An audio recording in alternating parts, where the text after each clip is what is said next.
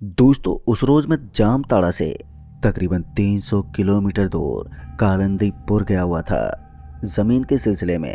पर मेरा कालंदीपुर का ये सफर बेकार ही रहा क्योंकि जमीन का सौदा नहीं हो पाया था और अब मुझे वापस जामताड़ा लौटना था। पर रात काफ़ी हो चुकी थी और तो और जामताड़ा जाने वाली बस को भी निकले करीब करीब 1 घंटा बीत चुका था। ऐसे में मेरे पास ले दे के एक चारा बच गया था और वो था कि किसी तरह एक रात के लिए सर पर छत का बंदोबस्त करना, वो भी जल्द से जल्द, क्योंकि कालंदीपुर मेरे लिए बिल्कुल नया था। ऐसे में मुझे पता नहीं था कि यहाँ कोई सराय या रैन बसेरा है भी या नहीं। लिहाजा जब मैंने कालंदीपुर के लोगों से सराय के बारे में पूछा तो सब ने यही कहा कि यहाँ ऐसा कुछ भी नहीं है। तमाम लोगों से पूछने के बाद जब निराशा ही हाथ लगी तो मैं सत्ते में आ गया। अभी परेशानी के काले बादलों ने मुझे घेरा ही था कि तभी मदद की बिजली चमकी।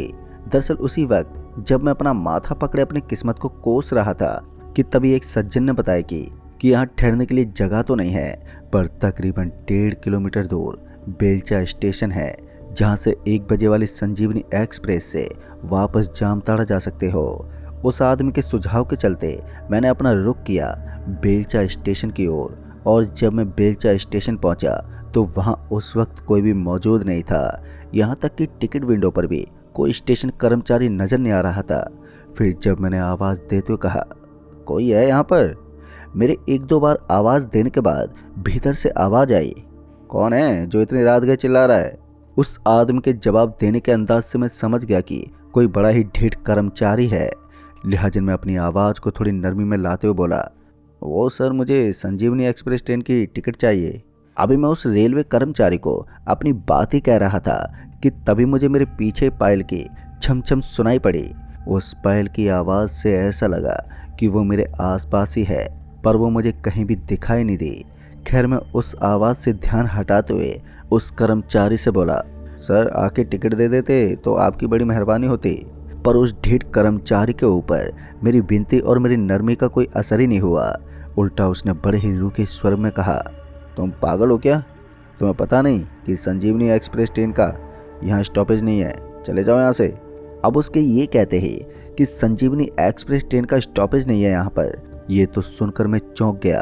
अगर सच में ऐसा है तो फिर उस आदमी ने मुझसे ये झूठ क्यों बोला?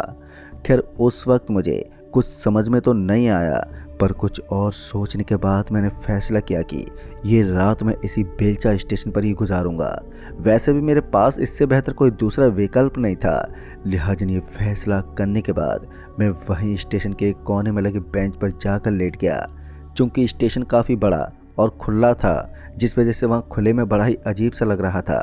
खैर मैं किसी तरह अपने आप को उस बेंच पर एडजस्ट कर ही रहा था कि एक बार फिर से मुझे वही पायल की छमछम सुनाई दी। और इस बार जब मैंने अपनी नज़रें घुमाई तो मैंने किसी मोहतरमा को प्लेटफार्म पर चहलकदमी करते हुए देखा। उस मोहतरमा को उस वक्त अकेले वहाँ पर देखकर मैं थोड़ा हैरान था, साथ ही थोड़ा डरा हुआ भी। अभी मैं उस बेंच पर लेटे हुए उस मोहतरमा की ओर ही देख रहा था कि इतने में ही ट्रेन की हॉर्न सुनाई पड़ी। ट्रेन का हॉर्न सुनते ही जब मैंने एक नज़र अपनी कलाई पर बंधी घड़ी में देखा तो रात के 1 बज रहे थे। मतलब कि ये संजीवनी एक्सप्रेस ट्रेन का हॉर्न था जो यहाँ से गुजरने वाली थी। फिर कुछ देर में ट्रेन बड़े धीमी रफ्तार में स्टेशन में दाखिल हुई। ट्रेन की धीमी रफ्तार को देखकर मुझे ऐसा लगा कि ट्रेन यहाँ रुकने वाली है, और हुआ भी कुछ ऐसा ही। ट्रेन स्टेशन में दाखिल होते ही रुक गई। ट्रेन को रुका देख मैं फौरन ही बेंच से उठा और ट्रेन में चढ़ गया। ट्रेन में चढ़ते ही मुझे बहुत ही खुशी हुई क्योंकि मैं स्टेशन पर रात बिताना नहीं चाहता था। लगता है ऊपर वाले को मेरे पर रहम आ गया होगा। खैर ट्रेन में चढ़ने के बाद जब मैंने बोगी में नजर घुमाई तो मैंने पाया कि सभी सीटों पर मुसाफिर सोए हुए हैं। उस वक्त बोगी में गहरा सन्नाटा था। आखिर रात के 1 बज रहे थे। मैं भी सोने के लिए सीट की तलाश करता हुआ उस बोगी से अगली बोगी में दाखिल हुआ, पर अगली बोगी में तो कुछ ज़्यादा ही भीड़ थी, जिसके चलते मैं उस बोगी से होते हुए और दूसरी बोगी में जा पहुंचा जहां पर भीड़ नहीं थी, और तो और वहां पर एक खाली सीट भी दिखाई दे रही थी। मैं अभी उस सीट की तरफ बढ़ ही रहा था कि तभी सामने से एक आदमी आया और उस सीट पर जाकर लेट गया। शायद ये उसी की सीट थी। फिर इसके बाद मैंने सीट की तलाश वहीं पर बंद कर दी। चूंकि उस बोगी में भीड़ कम थी, लिहाजन मैं वहीं उस बोगी के गेट के पास बैठ गया और अभी मैं बैठा ही था कि तभी मेरी नज़र उस मोहतरमा पर पड़ी जिसे मैंने प्लेटफार्म पर चहलकदमी करते हुए देखा था, जो अभी उस बोगी के दूसरे छोर पर खड़ी सो रहे मुसाफिरों को घूर रही थी।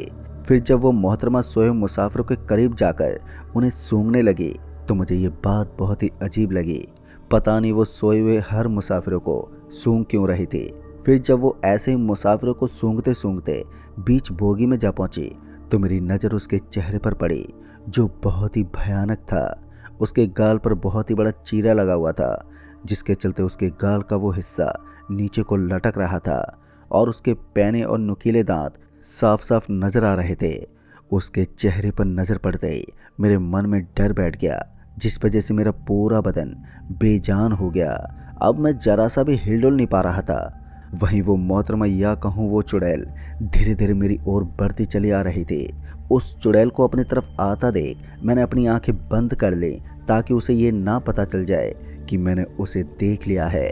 आंखें बंद करने के बाद मैं अपनी सांसों को नॉर्मल रखने की कोशिश करने लगा और फिर जब वो चुड़ैल मेरे पास आई तो मुझे एहसास हो रहा था कि वो मेरे को सूंघ रही है। उस चुड़ैल से बड़ी ही गंदी बास भी आ रही थी। फिर जब उसने अपना चेहरा मेरे चेहरे के करीब लाया तो मैं डर के मारे कपकपाने लगा, पर मैंने अपनी आंखें नहीं खोली। फिर कुछ देर के बाद मुझे एहसास हुआ कि वो चुड़ैल आगे जा चुकी है, पर मैंने तब भी अपनी आंखें बंदी रखी क्योंकि मैं अभी भी काफ़ी डरा हुआ था। फिर जब कोई ज़ोर से चीखा तो उसके चीख के चलते मेरी आंख खुल गई और मेरी आंख खुलते ही मेरी भी चीख निकल गई। मुझे यकीन नहीं हो रहा था कि जो मैं देख रहा हूँ वो हकीकत है या फिर मेरी आंखों का धोखा। दरअसल जब मेरी आंख खुली तो मैं खुद को एक ऐसी जगह पर बंधा पाया जहाँ चारों तरफ बड़े घने घने पेड़ थे और उन घने पेड़ों के बीच 11 सुरंग बने हुए थे जो एक कतार में थे, और उन 11 सुरंगों में से 5 के आगे 5 लोग बंधे पड़े थे और उन 5 लोगों में से एक मैं भी था। और इसी दृश्य ने मेरे दिमाग की नसों को झंझोर दिया था। फिर जब वो आदमी जिसकी चीख सुनकर मैंने आंखें खोली थी वो रोते बोला, मैं तो ट्रेन में सो रहा था, फिर मैं यहाँ कैसे आ गया। तो उसकी ये बात सुनकर मुझे विश्वास हो गया कि हो ना हो हमें यहाँ पर लाने वाली वही चुड़ैल है। पर उस वक्त वो वहाँ कहीं भी दिखाई नहीं दे रही थी। वहीं मेरे और उस रोते हुए आदमी के अलावा बाकी 3 जने अभी भी लेटे हुए ही थे। अभी मैं यही सोच रहा था कि आगे क्या होने वाला है कि तभी वो आदमी जो रो रहा था मेरे से बोला, भाई मैं यहाँ कैसे पहुँचा, मैं तो ट्रेन में था। जिस पर मैंने उस आदमी को उस मोहतरमा यानी कि चुड़ैल के बारे में बता दिया। दोस्तों मेरी बात सुनते वो और भी ज़्यादा घबरा गया। जहाँ वो आदमी घबराहट के चलते बौखलाया हुआ था तो वहीं मैं अपने बंधे हुए हाथ पैरों को खोलने की जुगत में लगा हुआ था, पर वो काली रेशेदार रस्सियाँ इस कदर बंधी थी कि मैं अपनी पूरी जान लगाकर भी नहीं खोल पा रहा था। अभी मैं उन रस्सियों को खोलने में लगा था कि तभी उन 11 सुरंगों में से किसी एक में अजीब सी आवाज़ गूंजने लगी। वो आवाज़ सुनकर ऐसा लग रहा था कि कोई बाहर आ रहा है। ये आवाज़ होते ही मैं चुपचाप लेट गया, पर वहीं वो दूसरा आदमी अभी भी जोर जोर से चीखे जा रहा था। तभी एक सुरंग से कुछ बिजली के तेजी के साथ निकला और उस आदमी को खींचते हुए उसी सुरंग में लेकर चला गया, जिसके बाद वहाँ गहरी खामोशी पसर गई। फिर कुछ देर तक तो मैं भी वैसे ही पड़ा रहा और फिर जब मेरी नज़र पीली शर्ट पहने हुए एक आदमी पर गई जो अभी अभी ही होश में आया था, वो भी होश में आते ही चीख पुकार मचाने लगा। उसे चीख पुकार मचाते देख मैंने उसे भी सारी बात बता दी, और तुम भी ऐसे ही चीखते चिल्लाते रहे तो उस पहले आदमी की तरह मारे जाओगे। मेरी बात और हालात दोनों उस पीली कमीज वाले को अच्छे से समझ में आ गई और वो चुप हो गया और कुछ सोचने लगा। कुछ सोचने के बाद वो मेरे से बोला, मेरी जेब में एक ब्लेड है जिसकी मदद से ये रस्सी काट सकते हैं। फिर क्या था, मैं किसी तरह सरकते सरकते उस आदमी के पास गया और उसके जेब से वो ब्लेड निकालकर पहले तो मैंने उसकी रस्सी काटी और फिर उसने मेरी रस्सी। उस रस्सी से खुद को आज़ाद करने के बाद अब हम दोनों ने बाकी के 2 लोगों के भी हाथ पैर खोल दिए, पर वो अभी भी सो ही रहे थे। फिर हम दोनों ने उन दोनों को जगाने की काफ़ी कोशिश की, पर वो जगे ही नहीं। लिहाजन अंत में हम दोनों अपनी जान बचाने के लिए उन्हें वहीं छोड़कर वहाँ से निकल गए। चूँकि रात का वक्त था, ऊपर से जंगली इलाका, जिस वजह से हमें समझ में नहीं आ रहा था कि हम किस ओर जा रहे हैं। खैर काफ़ी भागने के बाद हमें एक छोटी सी बस्ती नजर आई। बस्ती के नजर आते ही हमें थोड़ा हौसला मिला और हम दोनों भागते हुए जा पहुंचे उस बस्ती में। जब हम दोनों उस बस्ती में दाखिल हुए तो मेरी नज़र बस्ती के बीचों बीच मौजूद बड़े से बरगद के पेड़ पर गई, जिसके नीचे आग जल रही थी और ऊपर डालियों पर 9 लाशें झूल रही थी। उन झूलती हुई लाशों पर जैसे ही मेरी नज़र पड़ी तो वैसे ही मेरे पैर वहीं पर ठहर गए। मुझे समझने में देर नहीं लगी कि ये जगह भी सुरक्षित नहीं है, लिहाजा हम दोनों वहां से निकलने के लिए फौरन ही पीछे मुड़े। अभी हम दोनों पीछे मुड़े थे कि तभी सामने से एक लाठी लिए एक बुजुर्ग दिखा। उस बूढ़े की हम पर नजर पड़ते ही उस बूढ़े आदमी ने कहा, अरे क्या बात है, मेरे बाद सिर्फ तुम दोनों ही उस जगह से अपनी आत्मा को बचा पाए हो, चलो मेरे साथ। उस बुजुर्ग की बात सुनने के बाद हम दोनों थोड़ा चौंक गए और अपने जहन में उठे सवाल को उस बुजुर्ग से पूछते हुए बोला, क्या आप भी कभी उस चुड़ैल के शिकार हुए हैं? जिस पर उस बुजुर्ग ने कहा, हाँ, आज से 30 साल पहले एक आत्मा भक्षिणी ने मेरा शिकार करने की गलती की और तब से आज तक मैं 9 आत्मा भक्षिणी का शिकार कर चुका हूँ। अभी वो अपनी बात बता ही रहा था कि इसी बीच मेरे साथ वाला आदमी उस बुजुर्ग को बीच में टोकते हुए बोला, पर बाबूजी, आपकी बात मुझे कुछ समझ में नहीं आ रही है। आप बस हमें ये बताओ कि हम यहाँ से बाहर कैसे निकलें। अभी उस आदमी ने यही कहा था कि तभी उस बुजुर्ग ने कहा, मेरे पीछे आओ। और फिर वो बुजुर्ग उस बरगद के पेड़ की तरफ जाने लगा और उसके पीछे पीछे हम दोनों भी। फिर जब वो बुजुर्ग उस बरगद के पेड़ के नीचे पहुंचा जिसकी डालियों से लाशें झूल रही थी, तो उस बुजुर्ग ने उस झूल रही लाशों की तरफ इशारा करते हुए कहा, इन्हें पहचाना तुमने? जिस पर मेरे साथ वाले आदमी ने छूटते कहा, नहीं, कौन है ये? पर जब मैंने गौर से उन झूलती हुई लाशों को देखा, हाँ, ये तो वही ट्रेन वाली चुड़ैल है। अभी मैंने इतना ही कहा था कि मैंने गौर किया कि उन सभी पेड़ से झूल रही 9 लाशों की शक्ल एक जैसी है। इसी बीच उस बुजुर्ग ने कहा, तुमने इसे पहचान लिया? इसका मतलब तुमने इसे देखा था। फिर मैं उस बुजुर्ग की इस बात का जवाब देते बोला, हाँ, ये मुझे बेलचा स्टेशन पर दिखी थी और जब मैं संजीवनी एक्सप्रेस ट्रेन में बैठने के लिए सीट तलाश रहा था तभी मुझे एक बोगी में सोए मुसाफिरों को सूंघती हुई दिखी थी। और जब मुझे इसका चेहरा दिखा तो उसके भयानक चेहरे को देखकर मैं बहुत ही ज़्यादा डर गया, जिस वजह से मैंने इस चुड़ैल से बचने के लिए अपनी आंखें मूंद ली। जिसके बाद ये चुड़ैल मुझे भी औरों की तरह सूंघ कर चली गई। पर जब मैंने आंख खोली तो मैं ट्रेन की जगह उन 11 सुरंगों के पास बंधा पड़ा था। दोस्तों, मेरी बात सुनने के बाद उस बुजुर्ग ने कहा, अगर मैं तुमसे कहूँ कि तुम यहाँ नहीं हो बल्कि अभी भी उसी ट्रेन में हो तो तुम्हें बिल्कुल भी यकीन नहीं होगा। अगर तुम मुझ पर विश्वास नहीं करोगे तो तुम दोनों हमेशा के लिए इस दुनिया में रह जाओगे और आज नहीं तो कल तुम उन 11 जिंदा सुरंगों में से किसी एक का खुराक बन जाओगे। उस बुजुर्ग की बात अभी भी हम दोनों के समझ से बाहर ही जा रही थी और डर की वजह से हमारी बुद्धि ने काम करना भी अब बंद कर दिया था। लिहाजा हम दोनों ने उस बुजुर्ग से कहा, हमें आप पर पूरा विश्वास है, आप बस यहाँ से बाहर जाने का रास्ता बता दें। जिस पर उस बुजुर्ग ने कहा, ऐसा है तो फिर चलो ठीक है, तुम दोनों अपने लिए 6 फुट लंबा और 2 फुट चौड़ा गड्ढा खोदो। उस बुजुर्ग के ये कहते ही हम दोनों ने ऐसा ही किया।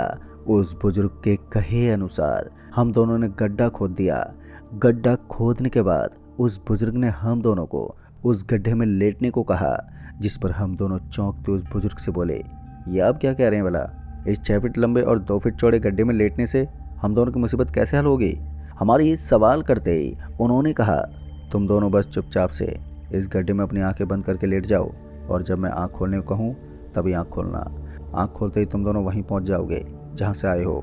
पर ध्यान रहे कि अपनी दुनिया में जाने के बाद भूल से भी सोने की गलती मत करना, क्योंकि जैसे ही तुम्हारी आंख बंद होगी वैसे ही तुम फिर से इसी दुनिया में आ जाओगे। उस बुजुर्ग की बात सुनने के बाद हम दोनों ने वैसा ही किया। अपने खोदे हुए गड्ढे में लेटने के बाद हमने अपनी आंखें बंद कर ली। अभी मैंने अपनी आंखें बंद की थी कि तभी औरतों की रोने की आवाज़ें आने लगी। उन आवाज़ों से ऐसा लग रहा था कि वो औरतें कोई और नहीं बल्कि उस बरगद के पेड़ से लटक रही वो 9 चुड़ैलें रो रही हैं। किसी बीच उस बुजुर्ग ने कहा, अपनी आंखें खोलो। उस बुजुर्ग के ये कहते ही जब मैंने आंखें खोली तो मैंने अपने आप को ट्रेन के उसी बोगी में लेटा हुआ पाया और जब नज़र उठाकर चारों तरफ देखा तो अभी भी उस बोगी में सभी मुसाफिर सो रहे थे और ट्रेन पूरी रफ्तार में चल रही थी। आंख खुलने के बाद मैं इस उलझन में था कि अभी अभी जो मेरे साथ हुआ क्या वो सब हकीकत थी या फिर मैं कोई बुरा सपना देख रहा था। अभी मेरे दिमाग इन्हीं सवालों के जवाब ढूंढने में लगा था कि तभी मुझे उस पीली कमीज वाले आदमी का ख्याल आया जो मेरे साथ उस गड्ढे में लेटा हुआ था। अगर सच में वो सब सच था तो वो पीली कमीज वाला आदमी भी इसी ट्रेन में होगा। लिहाजा ये पता लगाने के लिए मैं वहां से उठा और उस पीली कमीज वाले को तलाश करने लगा। पर दिक्कत ये थी कि ज़्यादातर मुसाफिर चादर ओढ़े हुए थे, जिस वजह से मेरे लिए उस पीली कमीज वाले को खोजना नामुमकिन हो गया था। काश मैंने उससे पूछ लिया होता कि वो ट्रेन की किस बोगी में है। खैर काफ़ी तलाशने के बाद भी मुझे वो पीली कमीज वाला आदमी नहीं मिला। पर जब सुबह ट्रेन जामताड़ा स्टेशन पहुंची तो मैं उस ट्रेन से उतरकर प्लेटफार्म पर एक बार फिर से उस पीली कमीज वाले को खोजने लगा, पर वो तब भी नहीं मिला। आखिरकार मैं थक हार कर घर लौट आया और घर आते ही पिताजी ने कहा, ये क्या हालत बना रखी है, ठीक तो है तू? दोस्तों उस वक्त तो मैंने पिताजी से कुछ बताना ठीक नहीं समझा, लिहाजा मैंने उनके सवाल को ये बोलकर शांत कर दिया कि ट्रेन के सफ़र के चलते थोड़ी शारीरिक पीड़ा हो रही है। पर असल वजह तो अभी भी मेरे अंतर्मन को अशांत किए हुए थी, जिस वजह से बेचैनी के साथ एक अजीब सी घबराहट हो रही थी। मेरे दिमाग में रह रहकर उस बूढ़े आदमी की बात गूंज रही थी कि भूल कर भी सोना नहीं, जिसके चलते मैं अगले 2 दिनों तक बिल्कुल भी सो नहीं पाया हूँ, या यूं कहूँ कि सोने की हिम्मत नहीं जुटा पाया। जिसका असर ये हुआ कि मेरी आंखें लाल पड़ने लगी थी, साथ ही जलन भी शुरू हो गई थी। पर मैं अब भी सोने की हिम्मत जुटा नहीं पा रहा था। पर तीसरे दिन मैं अपने आप को जगाए नहीं रख पाया और मेरी आंख कब लग गई मुझे पता ही नहीं चला। और फिर जब मेरी आंख खुली तो मैं अपने घर में नहीं बल्कि उसी गड्ढे में लेटा हुआ था जिसे मैंने ही खोदा था। अपने आप को फिर से वहीं पाके ये बात तो क्लियर हो गई थी कि जो कुछ भी हो रहा है वो सब सच में हो रहा है, ये कोई मन का वहम या फितूर नहीं है। मैं फौरन ही गड्ढे से बाहर निकला तो मैंने देखा कि वहाँ कोई भी नहीं था। यहाँ तक कि उस दूसरे गड्ढे में वो पीली कमीज वाला आदमी भी नहीं था, जिसका मतलब साफ था कि उस पीली कमीज वाले ने उस बूढ़े की बात नहीं मानी होगी और वो सोते ही वापस आ गया होगा। पर अभी सवाल ये था कि वो दोनों हैं कहाँ। इसी बीच जब मेरी नज़र उस पेड़ से झूल रही लाशों पर गई तो मैंने नोटिस किया कि अब लाशों की संख्या 9 से बढ़कर 11 हो गई है। अभी मैं उन 11 आत्मा भक्षणी की झूलती हुई लाशों को ही देख रहा था कि तभी किसी ने मुझे आवाज़ देते हुए कहा, आखिरकार तुम लौट कर आ ही गए। मैं तुम्हारे ही लौटने का इंतज़ार कर रहा था, क्योंकि मुझे एहसास हो गया था कि एक यही है जो मुझे इस तिलस्मी दुनिया से बाहर निकाल सकता है। इसलिए मैंने उनके आगे हाथ जोड़ते हुए कहा, मुझे आप पर विश्वास है। आप बस किसी तरह मुझे ऐसा रास्ता बताओ जिससे मैं यहाँ फिर दोबारा ना आऊँ। मेरे ये कहते उस बूढ़े आदमी ने कहा, मैं ये तो नहीं कह सकता कि इस तिलस्मी दुनिया से बाहर निकलने का कोई जरिया है भी या नहीं, पर हम दोनों मिलकर कोशिश ज़रूर कर सकते हैं। जैसे उस बूढ़े आदमी ने ये कहा कि हम दोनों मिलकर कोशिश कर सकते हैं, तभी मुझे उस पीली कमीज वाले का ख्याल आया। और जब मैंने उनसे उसके बारे में पूछा तो वो लंबी सांस लेते हुए बोले, वो आदमी उस गड्ढे में लेटने की कुछ ही देर बाद वापस लौट आया। दरअसल जब उसने असल दुनिया में अपनी आंखें खोली तो अपने आप को ट्रेन की सीट पर सोता देख उसे लगा कि उसने जो कुछ भी देखा है वो सिर्फ एक बुरा सपना भर था। ये सोचकर वो फिर से सो गया और सोते ही वो फिर इसी तिलस्मी दुनिया में आ गया। और जब उसकी आंख खुली तो सामने मुझे देखकर वो एकदम से भड़क गया और वो चिल्लाते हुए बोला, मुझे पता है ये सब सच नहीं है। और फिर ये बोलकर अपनी आंखें बंद कर ली।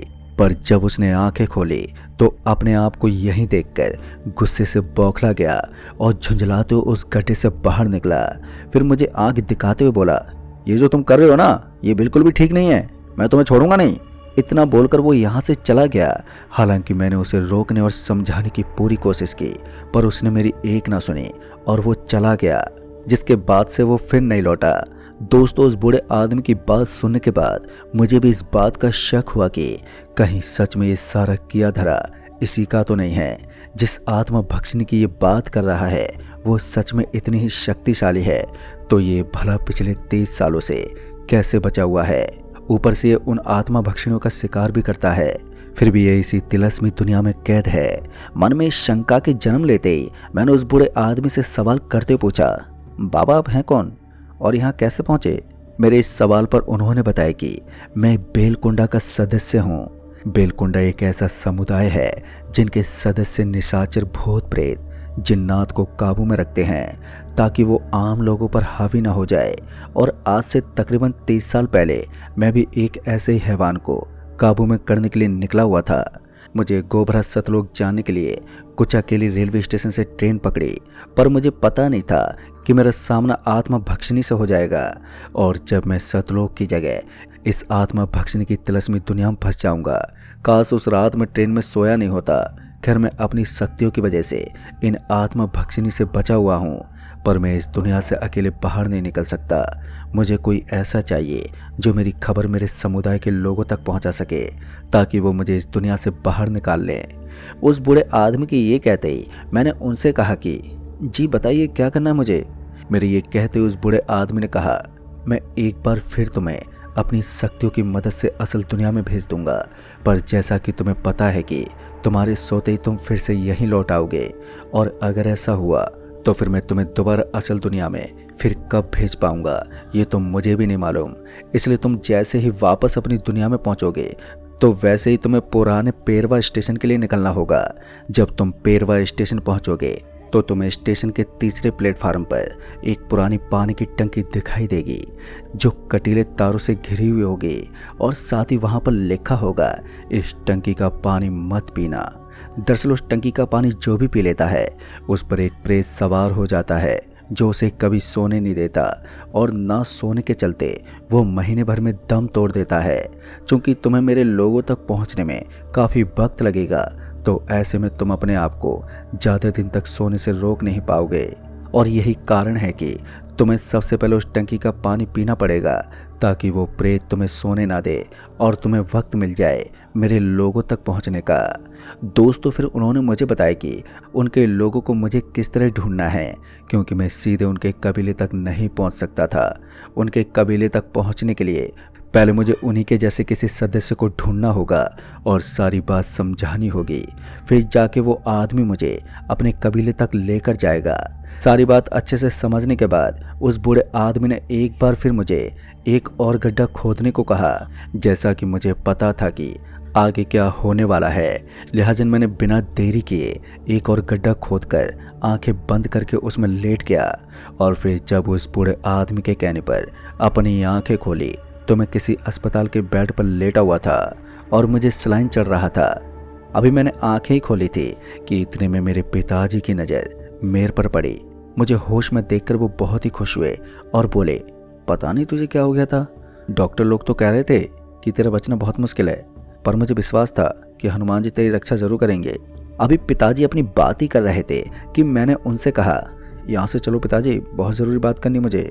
फिर कागजी कामकाज निपटाने के बाद मैं अपने पिताजी के साथ घर लौट आया और उन्हें शुरू से लेकर अब तक की सारी घटनाओं के बारे में बताते हुए कहा, अभी जो कुछ भी मैंने आपको बताया है उस पर आपको अभी भले ही यकीन ना हो, पर यह सब सच है। मुझे अभी के अभी ही निकलना पड़ेगा। अगर इस बार मैं सोया तो शायद फिर कभी नहीं उठ पाऊंगा। ये कहकर मैं उसी वक्त निकला अपनी पहली मंजिल की ओर। यानी कि मैं घर से निकल तो गया था, पर कोई गाड़ी वाला पेरवा स्टेशन के बारे में जानता ही नहीं था। उन सब गाड़ी वालों का यही कहना था कि उन्होंने कभी भी पेरवा स्टेशन के बारे में सुना तक नहीं है। यहाँ तक कि जब मैंने ऑनलाइन सर्च किया तो ऐसा कोई स्टेशन ही नहीं मिला, जिसके चलते अब मुझे समझ में नहीं आ रहा था कि क्या किया जाए। समय बड़ी तेज़ी से गुजरता देख मुझे घबराहट होने लगी थी, जिसके चलते मैं यूं ही हाईवे के किनारे पैदल ही चला जा रहा था कि तभी सामने से आंखों को चौंधिया देने वाली रोशनी मेरे आंखों में पड़ी, जिसके चलते मैंने अपनी आंखों को हाथों से ढक लिया।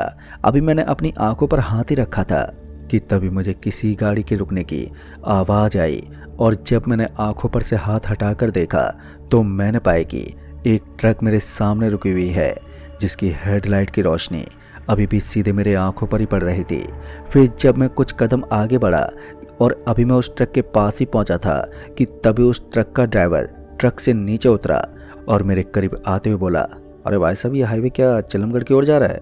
उस ट्रक ड्राइवर की ये पूछते ही मैंने पूछा, कौन से चिलमगढ़ की बात कर रहे हो?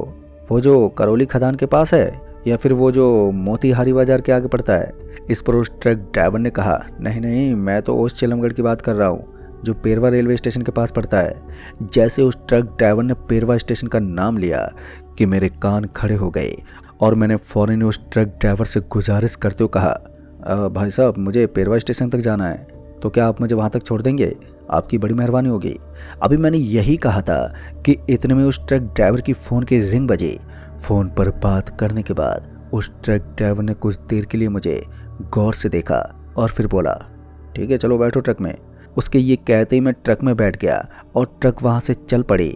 अभी ट्रक पेरवा स्टेशन की तरफ बढ़ी रही थी कि इसी बीच उस ट्रक ड्राइवर ने बड़ी हैरानी भरी लफ्ज़ों में पूछा, आपको पता है ना कि पेरवा स्टेशन 45 साल पहले क्यों बंद कर दिया गया था? जिस पर मैंने उस आदमी से ये कहा कि हाँ वो स्टेशन भूतिया है, और ये बोलकर मैं चुप हो गया। मेरे चुप होने के कुछ देर के बाद वो ट्रक ड्राइवर पेरवा स्टेशन से जुड़ी कुछ घटनाओं के बारे में बताने लगा, पर उस वक्त उसकी रूह कपकपा देने वाली घटनाओं के बारे में सुनकर मुझे रत्ती भर भी फर्क नहीं पड़ रहा था, क्योंकि मेरी समस्या कहीं ज़्यादा बड़ी थी। फिर इसी बीच जब ट्रक ड्राइवर ने ट्रक रोकते बोला, ये लो आ गया पेरवा स्टेशन। ये बोलकर वो ट्रक ड्राइवर मुझे वहाँ उस सड़क पर उतार कर चला गया और मेरे कदम बढ़ चले स्टेशन की तरफ। फिर जब मैं स्टेशन में दाखिल हुआ तो उस चिलचिलाती दोपहर में भी वहाँ बहुत ही ठंड महसूस हो रही थी। चूंकि इस स्टेशन को बंद हुए सालों गुजर चुके थे, इसलिए वहाँ हर जगह जंगली पेड़ पौधों का राज था। मैं उन कटीली झाड़ियों से लगता हुआ पहुँचा स्टेशन के तीसरे प्लेटफार्म पर, जहाँ वो पानी की टंकी थी जिसका पानी मुझे पीना था। फिर जब मेरी नज़र उस टंकी पर पड़ी तो पता नहीं क्यों दिल मेरा ज़ोरों से धड़कने लगा। मैं किसी तरह उस पानी की टंकी के पास गया और उसमें लगी टोटी से पानी पिया, और पानी पीते ही वापस हाईवे पर आ गया। पर फिर वहाँ से मैंने लिफ्ट ली गोबरा के लिए।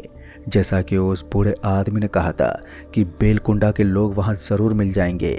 मैं सूरज ढलते ढलते वहाँ पर पहुँच गया था, पर अब जो चुनौती थी वो कहीं ज़्यादा मुश्किल थी, क्योंकि उस बूढ़े आदमी ने कहा था कि बेलकुंडा के लोग बड़े ही रहस्यमय होते हैं, उनका पता लगाना इतना आसान नहीं होगा।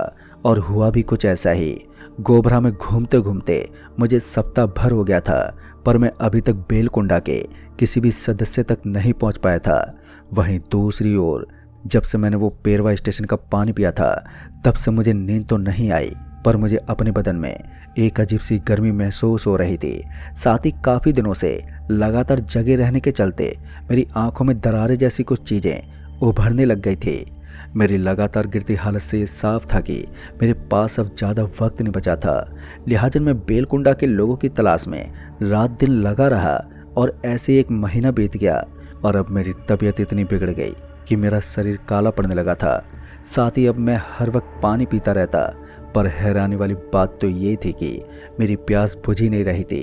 फिर इसी बीच मुझे ऐसे बेतहासा पानी पीता देख एक जवान लड़का, जिसकी उम्र यही कोई 19 से 20 साल की होगी, मेरे पास आया और पूछा, आपने पेरवा रेलवे स्टेशन की उस टंकी से पानी पिया है ना, जिसका पानी पीना वर्जित है?